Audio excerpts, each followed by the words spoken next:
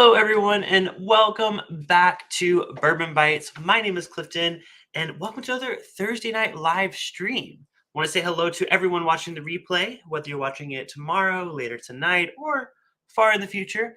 Feel free to skip around down below. I'm going to put time codes for each of these different whiskeys we're reviewing today, and you can skip around to my review and my thoughts and comparison of all of those. But to all you lovely people joining us live, I want to say hello, welcome back. I was offline last week. We went to Cabo for my husband's birthday. Was a lot of fun. So we typically start our trips on Thursdays. So unfortunately, I could not do a live stream, but I am very, very excited to be back. I missed all of you. So hopefully we'll have a pretty good turnout tonight, unless you guys have completely forgotten about me. A week goes by on the world of Whiskey Tube, and your channel disappears because 10 others pop up. But those of you who are tuning in, thank you. I appreciate you. Hit the thumbs up button if you were ready for a good show, or if you're watching the replay, you thought it was a good show. Hit the thumbs up no matter what. But welcome. Good to see you. So today we are reviewing a distillery called 13th Colony. So this is the distillery that reached out to me on social media and was like, hey, we're a distillery here in Georgia. We're actually the oldest operating distillery in Georgia. Would you like to review our spirits? Now, funny enough, I had already heard of 13th Colony, mainly because they had one very, very hyper popular product, I think last year. Everyone was trying to get their hands on this bottle. That, of course, is their double oak bourbon. So that's part of what we're trying tonight. However, we're also trying two other of their spirits, their Southern Rye and their Southern Bourbon, kind of to lead ourselves into that highly coveted bottle. Going to try a little bit of their spirits, talk a little bit about the brand, and first of all, just want to say thank you to the folks at 13th Colony for sending me these samples for review. And also want to say thanks you to everyone here who's in the chat. I see Five Fingers is here early. High five to you. James Taylor, another amazing supporter of the show, Patreon supporter. Good to see James and Donnie, one of our incredible mods here tonight, keeping holding on the fort. Tony Bag of Donuts, who is our newest Patreon supporter. Hey, if you guys want to get in on Patreon, you can join at patreon.com/bourbonbites. There's a 30-day free trial to support the channel. You get the $10 tier, which gets you access to our monthly hangout, which we do every Thursday night right after this stream over on our Discord server. So if you are interested in doing that, check it out, patreon.com/bourbonbites.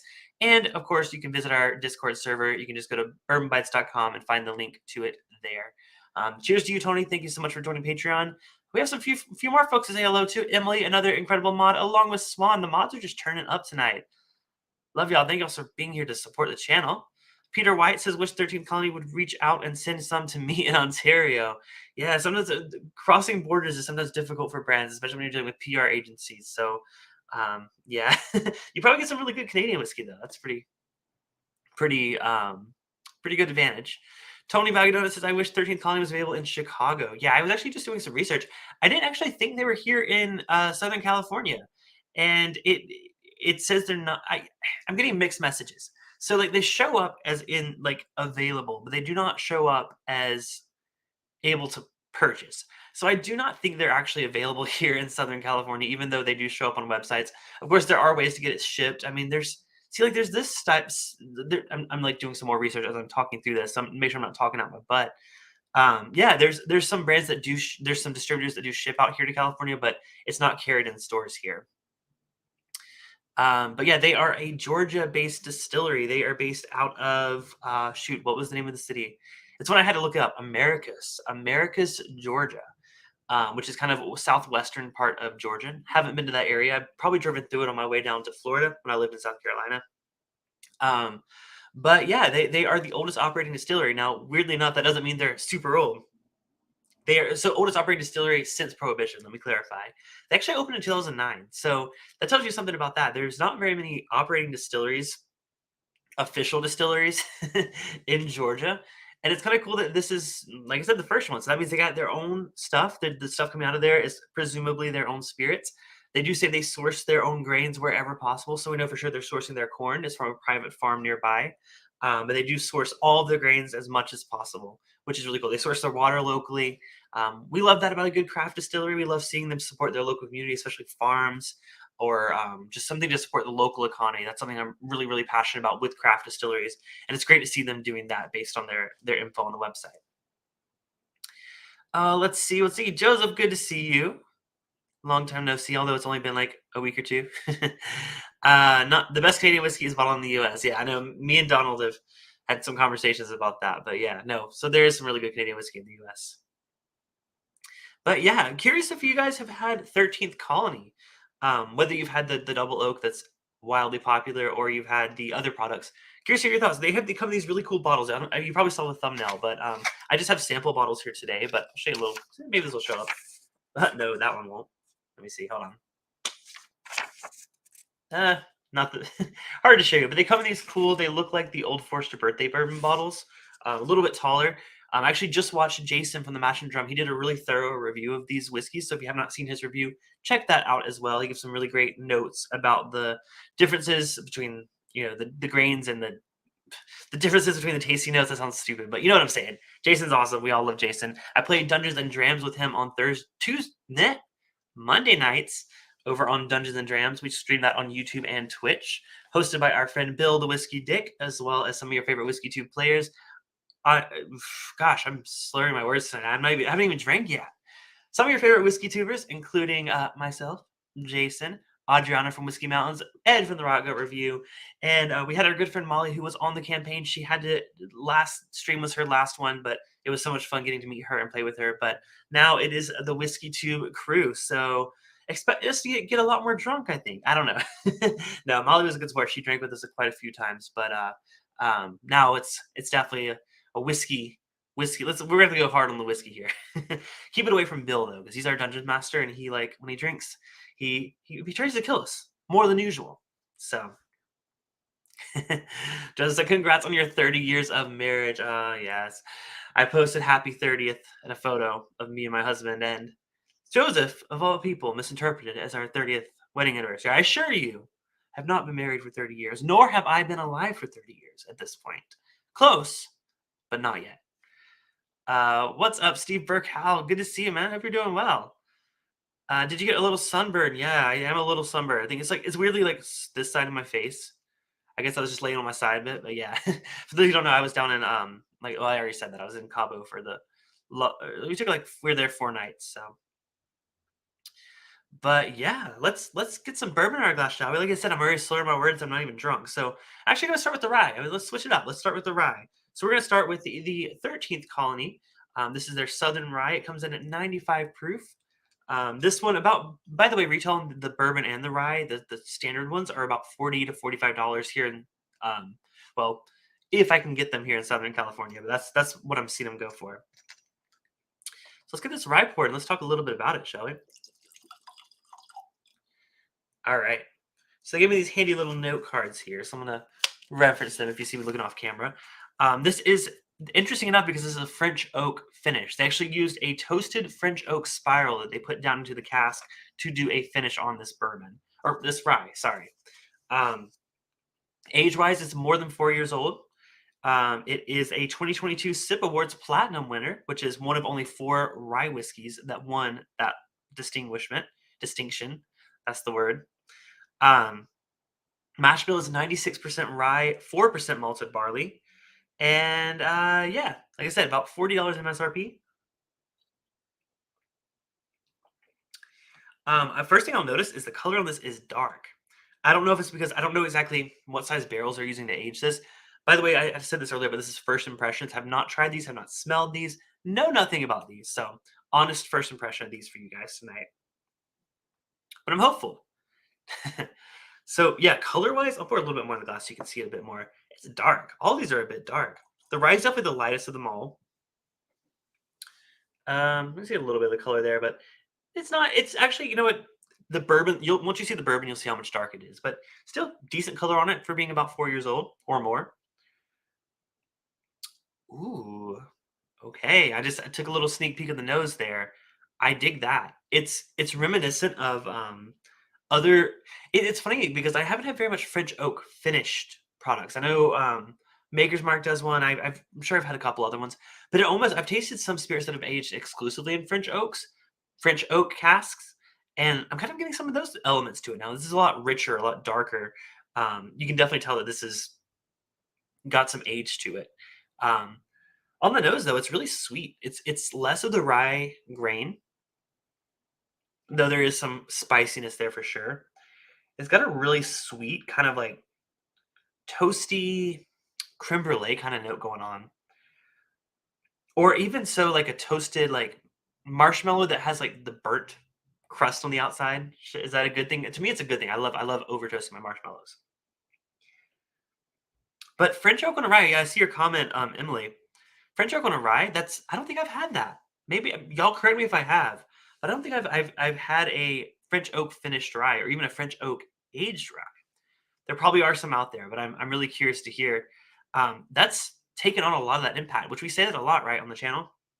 Rye takes on so much more characteristics than I think bourbon does. I think put bourbon in a finishing cask, you can sometimes taste it, you sometimes can't. Rye almost always takes on that flavor. So I think this is big and bold on the nose with that French oak. If you're curious, like what French oak does to a whiskey, to me it gives it a bit more of a baking spice, less of the spicy kind of rye, what you expect from rye whiskey, which I think is why I'm getting confused.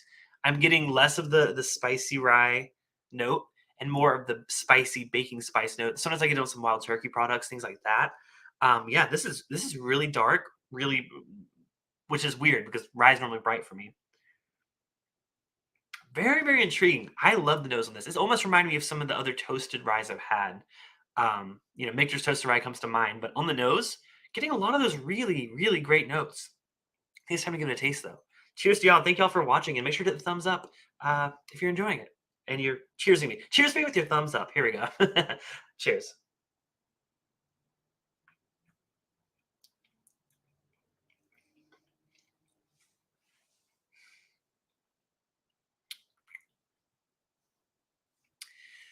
Okay, it's definitely a rye on the taste.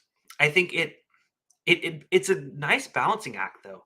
It's balancing those spicy rye notes that you would expect from a rye, but it's balanced them really nicely with some of those baking notes, like those like nutmegs, those maybe a little cinnamon. I'm not getting too much cinnamon on it, but there's like a little bit of like hint of it in the back end. I think a little more on the finish. But how balanced of a rye for being a 96 for like mash bill rye. I wouldn't guess that. I would guess this is a low rye. And I guess that French oak is doing a lot for it, a lot more than I realized. Or it could be the strands, the grains that they're using from Florida, from Georgia. I'm not sure for a fact if the rye is locally sourced, but they do say they try to source as much as they can. Um, wow, for a first sip, it's a great first impression.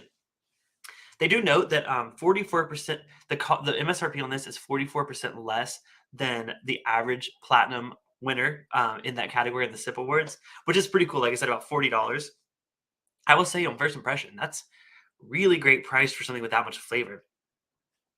Want to make sure I'm not missing some things in the chat. Adam says running a little late. No worries, man. Good to see you. Good to see you. Hope to see you on the hangout later. All right.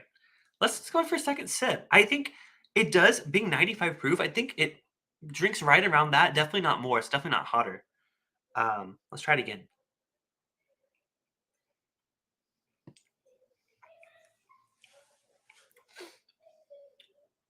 On second sip, I do get a little bit more. There's a fruitiness there. And you know what? It kind of does remind me of like a I know I keep comparing this to other whiskeys, but that's the easiest way to explain it because I think a lot of you guys have had some of these. But it kind of has something going on to it that like I've gotten before on like a Midwinter's Night Dram from High West. It's that kind of like sherry kind of note to it, which this isn't sherry. There's no sherry in this, but it does have a little bit of those darker red fruits, maybe like a raisin or like a fig or something darker in that territory. Which again, for a rye, really weird, right? But it works really well. It drinks really nicely. I think it doesn't show its youth. I don't think it shows its craftiness in the way, other than the fact that maybe you can tell there's a little bit more of like a maybe a smaller barrel. I don't know for sure. There's a little hint of like a note that makes you think that this is not a Indiana rye. This is not a Kentucky rye.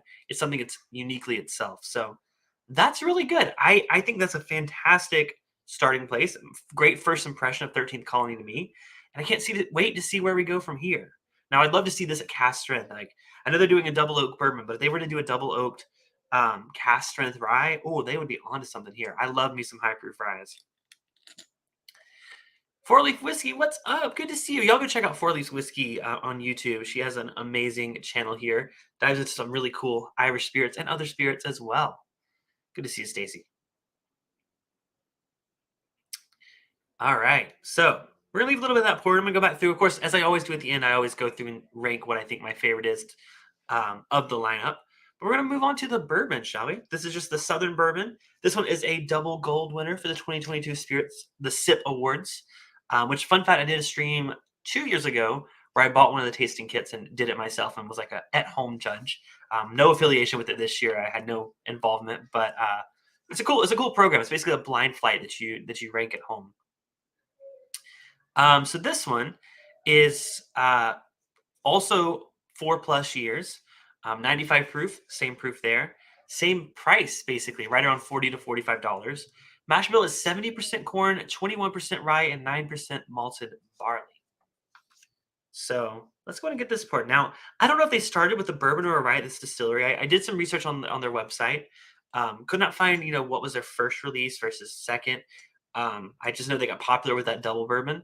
Also, fun fact about the distillery I found by doing some research. Their master distiller is actually he comes from the restaurant scene. He actually has worked in quite a few restaurants in the South, some of which are in Charleston, South Carolina, which is really cool. Which is not my hometown. That's my college town. I basically it's my second home or my third home. I don't know what you call it, but yeah, his name is Graham Arthur, and he started the distillery. I don't know if he was part of the original group that started the distillery. I'm not quite sure there, but he has spent years perfecting his like craft and tasting, and really really cool. So I found that actually I found that from Jason's video. Again, watch Jason's video. But yeah, I think that's really awesome. I was actually gonna just pull up something real quick because I wanted to make sure I had his info right. They have it on their website. Yeah, Graham Arthur. Yeah, comes from and he has notable southern restaurants in Atlanta and Charleston. I was seeing if they're listing out his names of his restaurants, but I don't see them here on the website. But still, y'all know if y'all know Charleston, y'all know they have an amazing food scene. So if he's worked in some of those restaurants, I trust his palate with my life. Love some good southern gullah food or just southern seafood. All the food in Charleston is incredible. I can't recommend it enough. What I also can't recommend enough is looking at how dark this whiskey looks. It's kind of hard to see here, but wow, this isn't even the double oaked one, guys. This is just the bourbon. That's really dark, even compared to the rye. It's got quite a few extra layers of like darker, less amber, more like auburn. I don't know. I don't know my colors very well. I know red, white, and blue, but no, it's like a darker, redder kind of color than the rye. Really, really excited about this one. Let's go and give it a nose.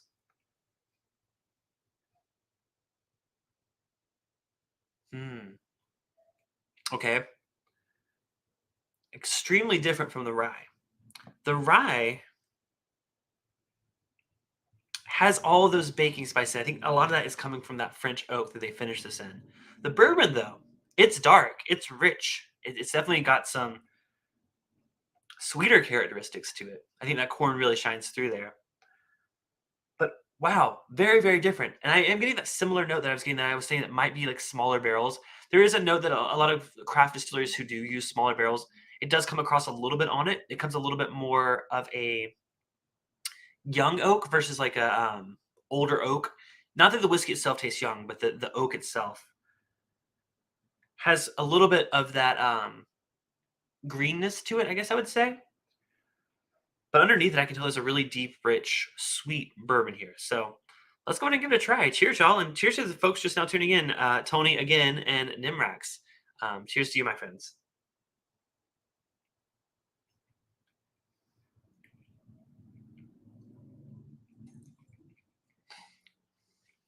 Wow. Oh, that's nutty. I love a good nutty bourbon. Y'all know some of my favorite bourbons have a nutty quality to them. It's not even like peanuts. It's more of like a almond, like an almond kind of butter. It's super sweet. I just mean like an almond butter because it's got that sugary sweetness to it. Definitely some darker molasses notes there for sure. Wow, that's really good.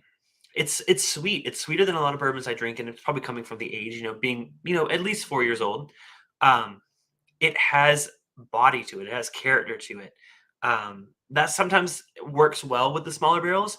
This is the smaller barrels that I'm assuming they use smaller barrels. I have no idea. Again, they may be using full size barrels. If y'all know, leave a comment below.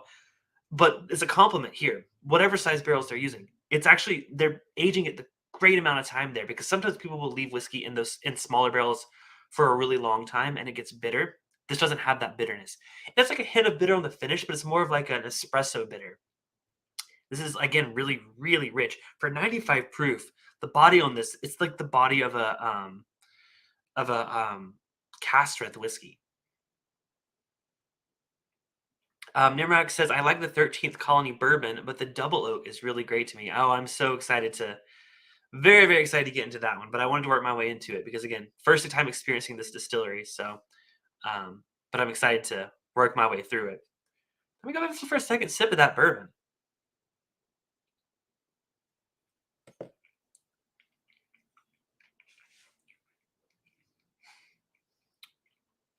Oh, yeah.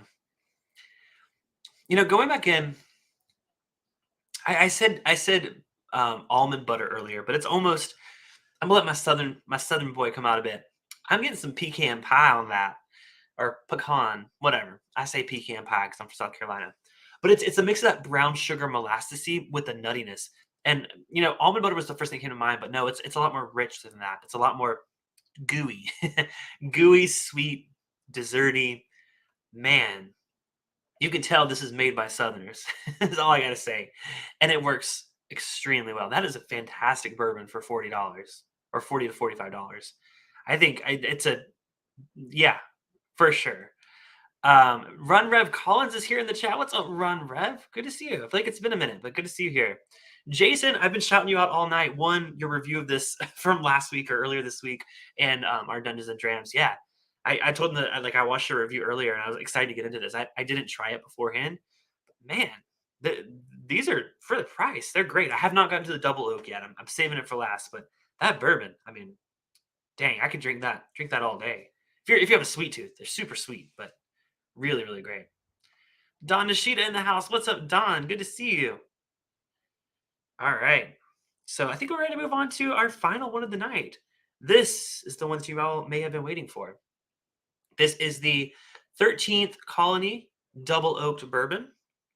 This one comes in at a whopping 135.3 proof. We are jumping up from 95 to 135.3. So let's take a look here. So this first came out in October of 2022. I think that's probably what we're trying here tonight. There's a new release planned, by the way, for fall of 2023. So if y'all missed it the first go around, keep an eye out. Now, MSRP on this one is about, from my research, it's like $80 to $90, maybe a bit more, but this thing sold out. It went crazy. I saw it on the secondary market. I hate to mention prices on the secondary market because I don't want to use those to gauge the quality of whiskey, but we're talking upwards of $300 for this. I saw this one go pretty freaking quickly. So I'm reviewing this based on retail price, which have been, again, it's like 80, maybe $90. Again, not available in California, so I can't quite price it out. But just based on my research online. But Jason said, can't wait to see you try that double oak. It's crazy. Oh man, I can imagine that the bourbon's already so rich and like has a lot of body for a 95 proofer. This coming at 135. I think I need to cleanse my palate a bit before we jump into this one or take a breath or something. I'm racing through these tonight. Y'all come back after me being gone for a week and you get like a half-length stream. It's all good. Hey, the sooner we do the stream, the quicker we get to the after party for Patreon. So now I'm not going to rush through this. I'm really just super excited for this double oak. All right, so let's go ahead and give this. Yeah, you pour a little bit more. We've been going for a week. We need a little bit more. Let me double up on that double oak in my glass. There we go. Of course, save myself a bit more for later. Always good to hold on to some. All right. Well, man, this is basically, it's a little bit darker than the bourbon. I already talked about how dark the bourbon was, but this is probably another shade darker. I mean, dang, this, it's really hard to show on camera, but I mean, there's my white shirt, that is like a Texas bourbon. color right there. Yeah, let's go and give it a nose. Let's now we got some more in our glass. Don said like drink. Well, I will tell you there is not soy sauce on the nose. Thank God. What there is, there's a lot of oak. Ooh, yeah. I told you earlier, I love nutty bourbons and I love oaky bourbons. If they're a nut bomb or an oak bomb, sign me up. This on the nose, it's definitely leaning more towards the oak than the nuttiness, like the as opposed to the regular Southern bourbon. But man, now age on this one. Let's talk about this. 9 plus years. This is probably some of their oldest spirit. Like I said, they started in 2009, so this stuff's been aging for a while. Now, interesting enough, this is finished with toasted maple wood. Of course, bottled at cask strength, obviously at 135.3 proof.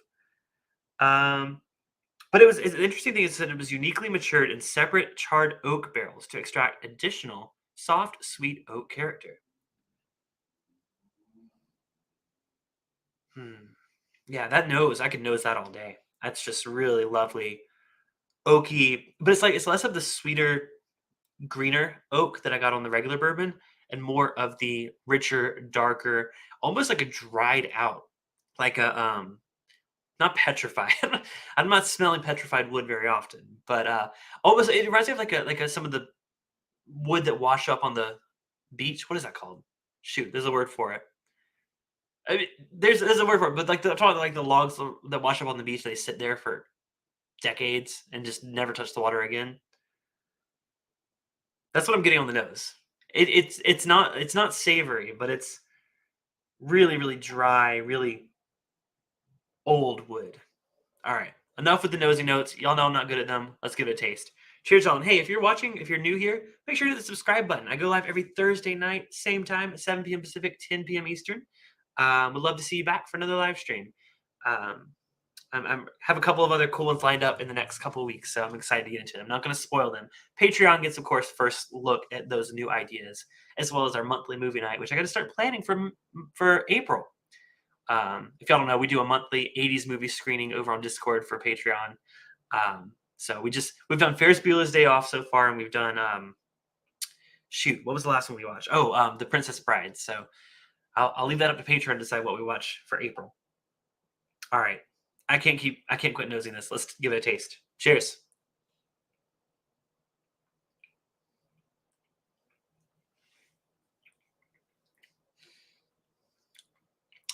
Oh wow, that's a dramatic shift in proof and flavor. Man, I don't think it's been a minute since I've gone from 95 proof to 135.3 in once. Now, I love cask strength whiskey, but that was a jump, man. But wow, what a good one it was. I think the funny thing is, body wise, it's pretty similar to the Southern Bourbon. I'm really impressed with whatever. I don't know if it's their mash bill or just the characters of their whiskey in general. They have really great body and oiliness and just has like a heftiness to it in the mouth.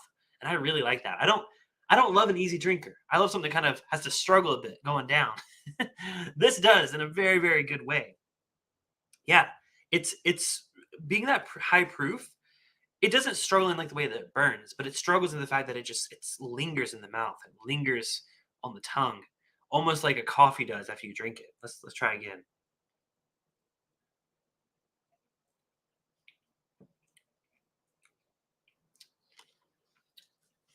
Wow.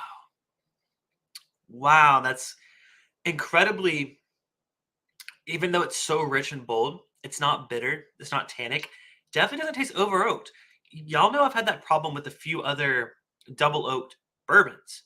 Sometimes I think that they taste too bitter, or like the oak is just way too long in the oak. This doesn't do that. I think it's actually similar to the other bourbon. I think it's perfectly aged. I wouldn't keep it in that double oak barrel much longer. 9 years is already kind of pushing it. I think it's just so full and so rich. I guess I gotta say, I do get the hype. Personally, I don't tend to purchase anything on the secondary market. It's not quite my jam. I rather, you know, wait till I can find something for retail. But I could see the hype, like I said. Um, It's got a nice, like, it's got interesting enough, even though it's, like, so big and bold, it's a sweeter, like, cherry finish, like a chocolate-covered cherry on the very back end. That's really nice.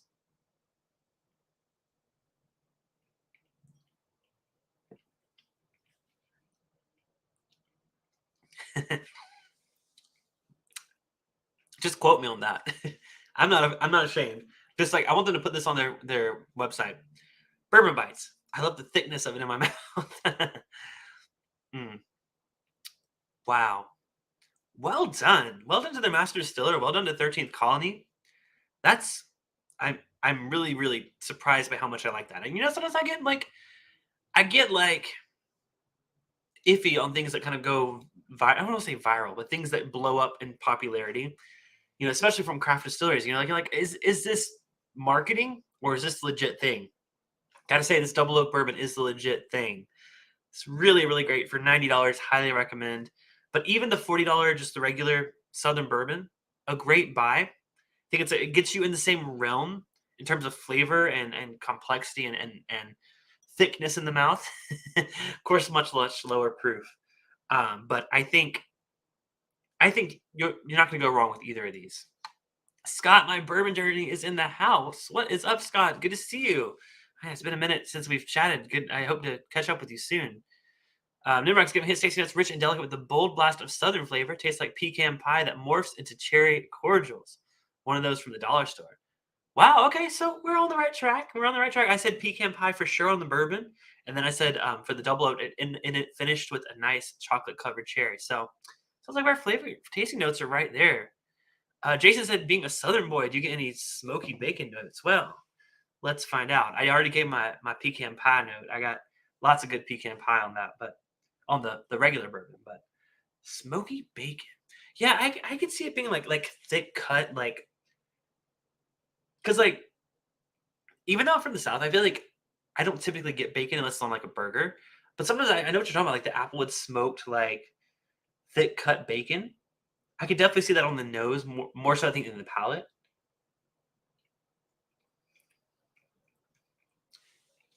Yeah. Oh no, it's on the palate too. Sometimes you gotta read some words to get that idea in your head, but yeah, smoky. I think I was so focused on the oakiness of it, the rich oakiness of it, that I missed the smoke. But there's some smoke there. It lingers along the back of the palate too. It adds to, like, the just complexity of this whiskey. There's multiple layers to it. I've only had four. I mean, 3, 4 sips. I lose track after this high proof whiskey, but man, what a great pour. Fantastic. Thank you, Jason, for the recommendation. I mean, I already had the samples on the way, but I saw your review. I'm like, oh my god, I'm so excited to watch to give this a try. Prescription bourbon in the house. What's up, man? Good to see you. Yeah. Well, now that Jason said it, I got to go get a small taste and see. Emily's wants some cheese grits. Oh, we're gonna have a whole on Southern conversation. I need to get. I should have their master distiller on the show. He's a Southern chef, so maybe they'll come back when they have some new products and do an interview for us. That'd be fun. But yeah, okay. In terms of ranking, I gotta go.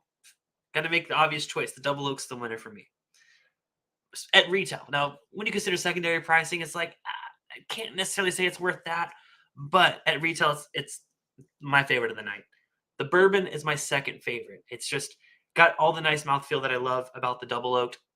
Calmed down a bit, tamed a bit, what you would expect for a $40 bourbon. But man, so complex for the age. And then we can't forget about the rye. The rye was already surprising me at the beginning. That French oak evolves that spiciness. So it's less of the rye spice, more of the baking spices. Super balanced. I mean, all of these are winners tonight. It's been a minute since I've done a flight from a distillery that was sent to me that I've just felt like everyone is a freaking winner. And Southern 13th Colony, I almost said Southern. It's Southern Bourbon and Southern Rye. 13th Colony 13th Colony Distilleries knocked it out of the park here. So I'm excited. Hopefully they make it out to California sometime soon. I will put their info down in the description below to check out their website to see where you can find it. They have a buy online button, which is exciting. It looks like they use, who do they use for that? Of course, the double oak is sold out. Um, yeah, but they show all their retailers. It looks like they're available in Texas, Arkansas. I'm just scrolling through the map. Tennessee, lots of it in Georgia. Good to see that. Not in the Carolinas, unfortunately. West Virginia, believe it or not. And is it Pennsylvania? No, West Virginia. So there might be more, but I'm just looking at a map. uh, Never actually, I get a note of mesquite on the double oak. Might be that bacon that Jason mentioned, but I'm a Texas boy, so there's that. Coming back out in the fall. Yeah, I know I mentioned it. So there's a second batch coming this fall. So keep an eye on their website. They'll have more info there about where you can find those and when you can buy it online. Oh, wait. I love how I was just scrolling around the map to see where it's available, and there's literally a giant bold text at the top saying, our spirits are currently distributed in 5 states: Georgia, Tennessee, Arkansas, Texas, and West Virginia. I already listed them out, but I tested my geography skills there for a bit. All right, y'all. Make sure to check out 13th Colony Distilleries. I'm going to call it a bit of an early night because I'm going to go hang out on Patreon. Y'all know how to get on that, patreon.com/Bourbon Bites. Everyone, $10 and up get access to that monthly hangout, including our newest patron, Tony Bag of Donuts. So hope to see y'all over there. Looking forward to hanging out tonight. And if you're watching the replay, leave a comment down below which of these you're most excited to try.